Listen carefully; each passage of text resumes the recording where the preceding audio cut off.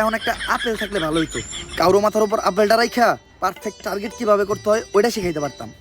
আরে বেড়া, মন্ত্র দিয়ে যদি একটা আপেলই আনতে না পারি তাহলে কি এর বাবা হইলাম? আমি এখনই একটা আপেল আনা দিতাছি, যন্তর মন্ত্র সবাই কচ্ছু, লঙ্গির নিচ থেকে আপেল না পড়লে আমি খাই গু।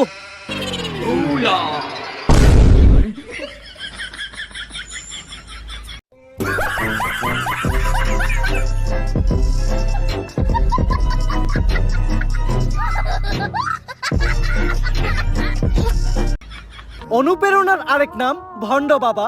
এই আপেলটা না ধুয়াই তোমরা সবাই খাবা, খাইতে গিয়ে যদি গলায় আটকাই তাইলে পানি চাবা।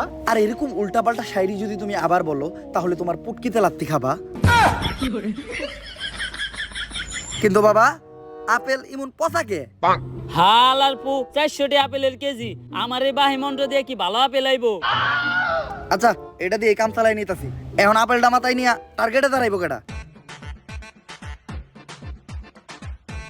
আমি এজেন্ট টম ক্রুজ, একজন লাইসেন্স প্রাপ্ত শুটার। তোরা আমার এইটুকু বিশ্বাস করলি না? বস, আমি আপনারা বিশ্বাস করি।